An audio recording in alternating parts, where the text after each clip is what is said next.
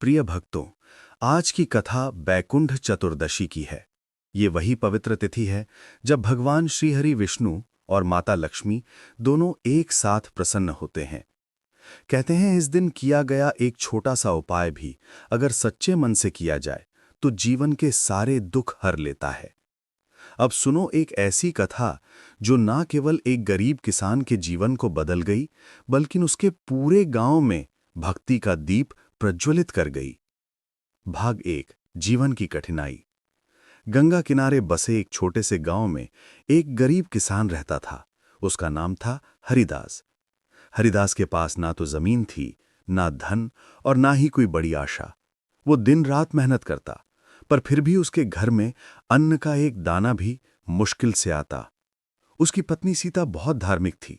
हर सुबह तुलसी माता को जल देती, दीप चलाती और भगवान विष्णु का नाम जपती। लेकिन इस बार कुछ अलग था। कार्तिक मास का अंत था, सर्दियों की ठंडी हवा चल रही थी और बैकुंठ चतुर्दशी आने वाली थी। गांव के मंदिर में हर तरफ दीपक सजने लगे थे, घंटों की ध्वनि गूंज रही थी। पर हरिदास के घर में अंधेरा था। न तेल था दीपक का, न अनाज, न ही प्रसाद बनाने के लिए कुछ। सीता ने धीमे स्वर में कहा, प्रभु की इच्छा है हरिदास, लेकिन सुना है बैकुंठ चतुर्दशी की रात अगर सच्चे मन से एक दीपक जलाया जाए और तुलसी का पत्ता अर्पित किया जाए तो माता लक्ष्मी स्वयं घर में प्रवेश करती हैं। हरिदास हंस पड़ा, पर उसकी आंखें नम थीं।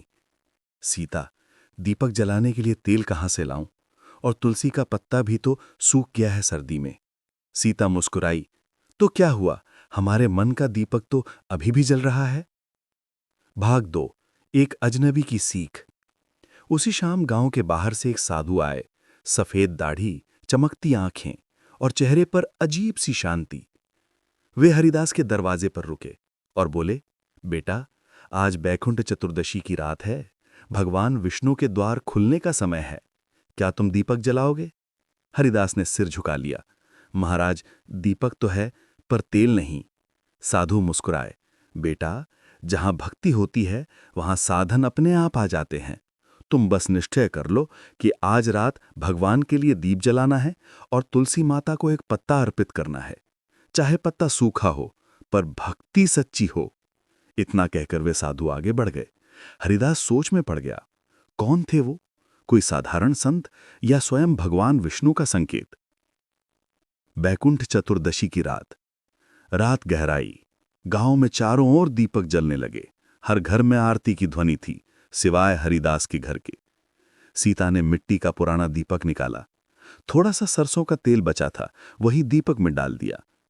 तुलसी के पौधे से एक सूखा पत्ता लिया और भगवान विष्णु के चित्र के आगे रखा। सीता ने आंखें बंद की। हे लक्ष्मी माता, हे नारायण, हमारे घर में कुछ नहीं है, लेकिन हमारा मन आपके चरणों में है। अगर आप चाहो तो आज हमारी झोपड़ी को भी बैकुंठ बना दो। दीपक जल उठा। उसकी लौ कांप रही थी, जैसे किसी अदृश्य शक्ति ने उसे थाम लिया हो।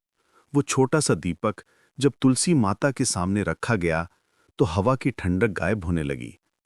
पूरे घर में एक अद्भुत सुगंध फैल गई, जैसे चंदन, कपूर और गंगा जल का संगम हो। हरिदास ने आश्चर्य से देखा। दीपक की लौ में उसे एक दिव्य आकृति दिखाई दी। सोने सी चमकती, कमल पर विराजमान माता लक्ष्मी स्वयं। उनकी मुस्कान में शांति थी और उनकी आवाज जैसे आकाश से उतर रही थी। हरिदास, जिसने भक्ति से तुलसी अर्पित की, उसके घर में मैं स्वयं आती हूं। धन के बिना भी जो मुझे याद करे, वही सच्चा धनवान है। हरिदास भावविभोर होकर चरणों में गिर पड़ा। उसकी आंखों से आंसू बहने लगे और उसी क्षण उसके घर की दीवारों में से चमकता हुआ प्रकाश फैल गया। पार्ट 4। एक रहस्यमय भोर। रात बीती और सुबह जब सूरज निकला तो हरिदास ने देखा उसकी झोपड़ी के पास अनजाने में धान के बोरे रखे हैं। मिट्टी के आंगन में एक सोने किसी चमक वाला सिक्का पड़ा था। सीता ने कहा, हरिदास, ये सब कैसे आया? हरिदास बस मुस्कुरा दिया। शायद माता लक्ष्मी ने वचन निभाया है। तभी उसी राह पर वो साधु फिर दिखे, दूर जाते हुए। हरिदास ने दौड़कर पुकारा, महाराज, रुकिए, क्या ये सब आपकी कृपा है? साधु मुस्कुराए पर कुछ बोले नहीं, बस इतना कहा, जिस घर में तुलसी और भक्ति होती है वहां लक्ष्मी स्वयं आती हैं। कहकर वे ओझल हो गए। हरिदास और सीता ने हाथ जोड़कर प्रणाम किया और उस दिन से उन्होंने संकल्प लिया, हर बैकुंठ चतुर्दशी को तुलसी माता को दीप अर्पित करेंगे। लेकिन भक्तों, कथा यहीं समाप्त नहीं होती, क्योंकि अगले वर्ष जब बैकुंठ चतुर्दशी फिर आई तो एक और चमत्कार हुआ जिसने पूरे गांव को हिला दिया। पिछले वर्ष बैकुंठ चतुर्दशी की रात हरिदास और सीता ने जो भक्ति की थी, उसका असर सिर्फ उनके घर तक सीमित नहीं रहा। उस दिन के बाद से उनके जीवन में धीरे धीरे बदलाव आने लगा। खेतों में अनाज उगने लगा, मवेशी स्वस्थ रहने लगे और गांव के लोग उनकी ईमानदारी और श्रद्धा की मिसाल देने लगे। हरिदास अक्सर कहता था, मैंने धन नहीं मांगा, बस भगवान को सच्चे मन से पुकारा था। और जब माता लक्ष्मी प्रसन्न हुई तो उन्होंने सिर्फ मेरा घर नहीं, मेरा भाग्य भी बदल दिया। हर तरफ चर्चा होती, कहते हैं जो दिखता है वो ही बिकता है। धीरे धीरे हरिदास की कहानी पूरे गांव में फैल गई। लोग कहते, वो हरिदास जिसके घर में कभी रोटी भी नहीं थी, अब उसके आंगन में सुख की गंगा बह रही है। पर हरिदास ने कभी अभिमान नहीं किया। हर सुबह तुलसी माता को प्रणाम करता, दीप जलाता और उसी सूखे पत्ते को याद करता जिससे उसका जीवन बदल गया था। इस बार भी बैकुंठ चतुर्दशी आने वाली थी। गांव में सब तैयारियां कर रहे थे। मंदिर सजाया जा रहा था, दीपों की कतार लगाई जा रही थी। पर इस बार हरिदास ने कुछ अलग सोचा।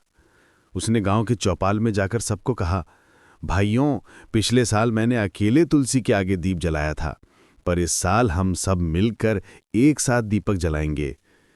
जहां एक दीपक से माता आईं, वहां सैकड़ों दीपक से पूरा गांव बैकुंठ बन जाएगा। गांव वाले पहले हिचकिचाए। कुछ ने कहा, हरिदास, ये सब तो संयोग था, ऐसा हर बार नहीं होता।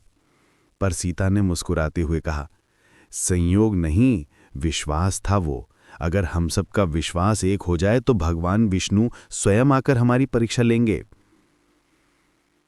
भाग 2, बैकुंठ चतुर्दशी की रात, दूसरा वर्ष।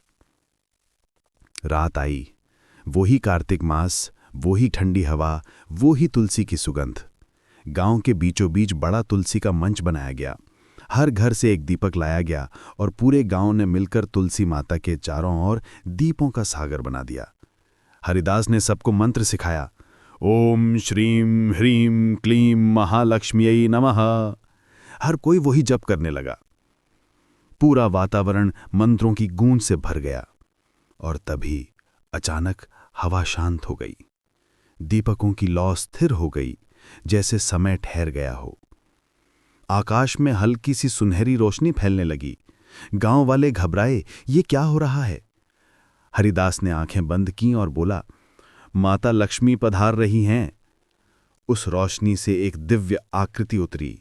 वो ही कमल पर विराजमान, हाथों में सोने के कमल और आशीर्वाद की मुद्रा में।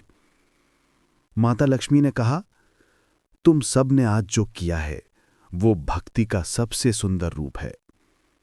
जब एक जन दीप जलाता है, मैं उसके घर आती हूं, और जब पूरा गांव एक साथ दीपक जलाए, मैं उस गांव को बैकुंठ बना देती हूं। उनकी वाणी में मधुरता थी और उनके चरणों से कमल की सुगंध फैलने लगी। लोगों ने देखा मानो हवा में सोने की धूल बिखर रही हो। परिवर्तन की सुबह। अगले दिन सुबह जब गांव वाले उठे तो उन्होंने देखा, जहां पहले बंजर जमीन थी वहां फसलें लहलहा रही थीं। तालाब का पानी चमक रहा था और मंदिर की घंटियां अपने आप बज रही थीं। हर घर में हंसी थी, सुख था और भक्ति की महक थी। गांव के बुजुर्ग बोले, हमने धन तो पाया, पर उससे बड़ा वरदान मिला, एकता और भक्ति का। हरिदास ने सबको एक साथ बुलाया और कहा, माता लक्ष्मी ने हमें ये सिखाया कि भक्ति सिर्फ अपने घर के लिए नहीं, सबके कल्याण के लिए होनी चाहिए। अगर एक दिल में प्रकाश जलता है तो वो बाकी सब दिलों को भी रोशन कर देता है। गांव के नाम को लोगों ने बदल दिया। अब वो लक्ष्मीपुर कहलाने लगा। भाग 4, अंतिम उपदेश। कुछ वर्षों बाद जब हरिदास वृद्ध हो गया, तब भी वो हर बैकुंठ चतुर्दशी की रात तुलसी माता के पास दीप जलाता था। लोग दूर दूर से दर्शन के लिए आने लगे। एक दिन जब उसकी अंतिम घड़ी आई, उसने सीता से कहा, जब मैं चला जाऊं, हर साल बैकुंठ चतुर्दशी की रात तुलसी माता के पास एक दीप जलाना मत भूलना, क्योंकि जहां तुलसी है वहां विष्णु है, और जहां विष्णु है वहां माता लक्ष्मी सदा वास करती हैं। सीता की आंखों से आंसू बहने लगे, पर मुस्कान उसके चेहरे पर थी। उसने धीरे से तुलसी का एक पत्ता हरिदास के हाथ में रख दिया, और उसी क्षण तुलसी के पौधे से दिव्य प्रकाश निकला, जैसे बैकुंठ का द्वार फिर से खुल गया हो, और हरिदास का आत्मा उस प्रकाश में विलीन हो गई, परम शांति में, माता लक्ष्मी के चरणों में। भक्तों, ये कथा सिर्फ हरिदास की नहीं, ये हम सबकी है। जीवन में कभी कभी साधन नहीं होते, पर सच्चा संकल्प ही सबसे बड़ा उपाय होता है। अगर आप बैकुंठ चतुर्दशी की रात सच्चे मन से तुलसी माता को एक पत्ता अर्पित करें और दीप जलाएं, तो निश्चय ही माता लक्ष्मी आपके घर में प्रवेश करेंगी। भक्ति में सामर्थ्य है और विश्वास में बैकुंठ का द्वार।